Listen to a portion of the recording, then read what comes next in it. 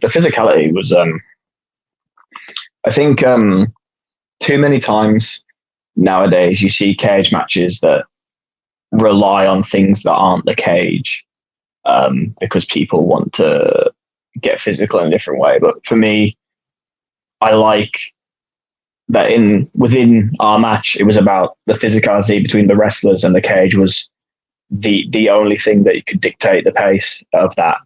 And it's a physical environment to be in, and I think to do it well, or to survive well, is it's very hard. It's very hard. Obviously, like, we've seen all the videos. Like, I was spraying blood out. I wasn't only bleeding; I was spraying it. That still kind of tells a story.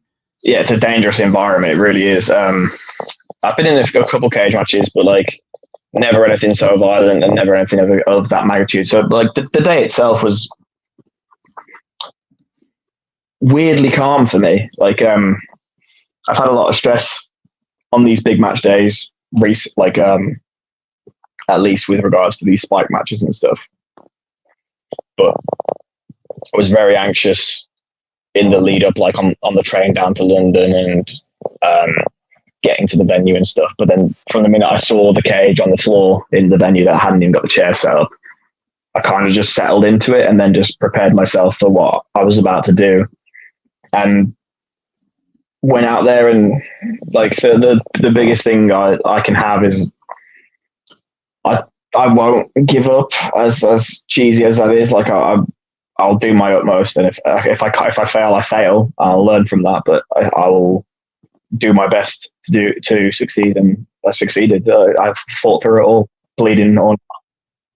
Yeah, and I want to talk about the blood as well, because the blood loss was quite extraordinary. I mean, Spike suffered an injury as well, and like I say, got busted open. But yourself, this is just a still from a video that's on your Instagram, and you can see, like I say, I'm not going to describe it, but there's a puddle there. There is definitely a puddle of blood there. And like I say, I think obviously when you have blood in a wrestling match, it adds to the drama. It kind of draws people in that little bit more. Not that the match needed, any more than it already had, but that blood just added that extra few percent. And I mean, there was a lot of blood that came from both you and Spike that day. Was you a bit worried or any concerned at all during the match that you might have been bleeding a bit too much?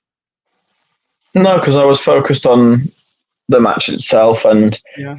I never at any point worried about that. Like, obviously those matches hurt, they're physical, but I never worried about any of those things. Like Lykos 2 checked on me, like, because he was worried. I had the referee in the ring, Oscar, checking on me because he was worried. I had the referee outside the ring checking on me because he was worried, but I was fine. Like, I was zoned in on what I was doing. I mean, I could have been dying, and I wouldn't have stopped that match. Don't get me wrong, but I was like the blood loss. The only thing that's shaky about when you're bleeding like that is it getting in your eyes because you can't see, and that's a thing that can make you panic. But again, I was focused on that, so yeah, there was nothing else. And yes, I managed to get Spike to bleed as well, but I reckon the ratio was at least 2-1 in my favour of ruining that canvas, or maybe even 3-1, because I left puddles everywhere. It was bad.